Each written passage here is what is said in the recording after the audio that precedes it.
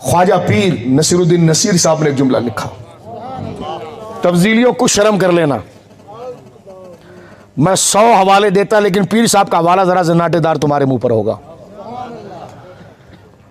اگر پیر صاحب پیر نصیر الدین نصیر صاحب قبلہ اپنی کتاب راہ منزل میں، راہ رسم منزل میں آپ بات لکھتے ہیں، فرماتے ہیں دیکھو جس وقت نبی پاک نے اعلان نبوت کیا نا، اس وقت سارا مکہ آپ کے خلاف تھا، ابو بکر صدیق نے آپ کی تصدیق کی۔ پیر صاحب کمال لکھتے ہیں، شاعری بھی تھے نا زبردست قسم کے، کہتے 2 جملے کی جو تصدیق کی، 2 لفظوں کی، لفظ بھی ذرا چیرنے والے لاتے ہیں، 2 لفظوں کی، کیونکہ شاعر ہے نا، نزاکت۔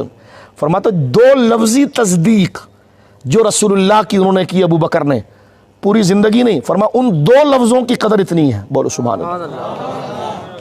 لکھتے ہیں جناب خواجہ پیر نصیر الدین نصیر صاحب، کہتے ہیں کہ رسول اللہ کی صلی اللہ علیہ وسلم کی، ہائے ہائے میرا دل چاہتا ہے میں آپ ایسی کرسی پر بیٹھے، میں نیچے اتر کے آپ کے پاؤں میں بیٹھ کے سناؤں، اور اپنی چادر سے آپ کے پاؤں کو صاف کر کے سناؤں کہ یہ اتنی پیاری بات ہے۔ کہیں آپ میرے کرسی پر بیٹھنے سے اس بات کو میری ذات کی طرف منسوب نہ کریں، ایسا تصور کریں جیسے یہ بھکاری آپ کے قدموں میں بیٹھا ہے اور آپ کو کرسی پر بٹھا کر یہ بات سنا رہا ہے، آپ ایسی بیٹھی رہی، چشم تصور میں آپ کے قدموں میں بیٹھا ہوں۔ پیر نصیر صاحب کے کیا جملے ہیں، کیا جملے، کہتے ہیں اللہ اکبر، کہتے ہیں کہ سرکار دو عالم صلی اللہ علیہ وسلم کے اعلان پر 2 لفظی تصدیق جو ابو بکر صدیق نے کی، کہتے ہیں وہ اتنی قدر والی ہے کہ ترازو کے ایک پلڑے میں ان کے وہ 2 لفظ رکھ دیے جائیں اور ایک پلڑے میں سارے صحابہ اور اہل بیت کا ایمان رکھ دیا جائے۔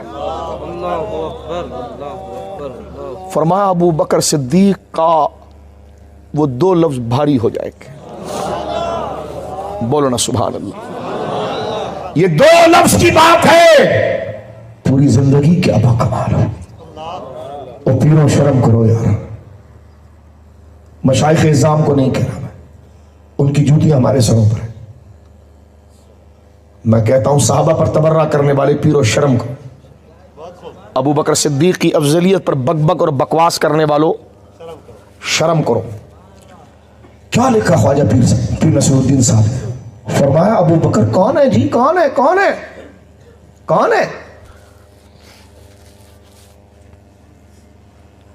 وہ ایک ہری پور کا شیطان تھا، مر گیا، وہ لکھتا ہے آج کا سید بھی ابو بکر سے بڑھ سکتا ہے۔ میں نے کہا پوچھ گولڑا کے شہنشاہ۔ پیر نصیر کہتے ہیں ابو بکر صدیق کی صداقت اور یقین اس منزل پر ہے کہ اس کی بولے ہوئے 2 لفظ جو حضور کی تسلی کا باعث بنے، اس پر اللہ نے اجر اتنا دیا۔ لکھتے ہیں کہتے ہیں سارے اہل بیت کو ایک پلڑے میں رکھو، لگانا ان پر یزیدی کا فتویٰ ہے۔ کیا لکھتے ہیں پیر صاحب؟ پیر صاحب کی نظر میں تھا کیسے ٹھگ آئیں گے تو پہلے میں زور سے لکھ دوں، کہتے ہیں سارے اہل بیت کا ایمان ایک پلڑے میں، بولو سبحان اللہ۔ جملہ سمجھ رہے ہو؟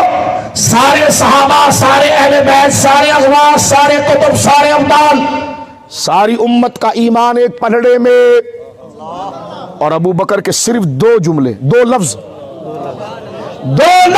ایک پلڑے میں، ان 2 لفظوں کی حرمت اتنی ہے کہ وہ سب سے غالب آئے گا، بولو سبحان اللہ۔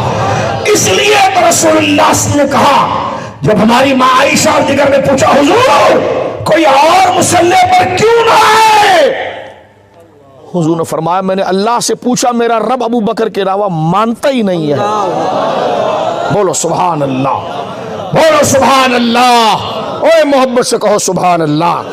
یہ ہے معراج، الا فتنۃ للناس، لوگوں کے لیے آزمائش ہے، اور چہرہ صدیق کا دیکھو۔ اس لیے مولا علی نے بھی گردن میں ہاتھ ڈال کے فرمایا ابو بکر ردینا لدنیانا، ردینا لدنیانا، رسول اللہ ردینا لرسول اللہ ردینا لدیننا، او کما قال، فرمایا ابو بکر گھبرانے کی کیا بات ہے، تجھے رسول اللہ نے ہمارے دین کا امام بنایا مصلی دے کر، اور ہم نے خلافت میں تجھے اپنا امام بنا دیا۔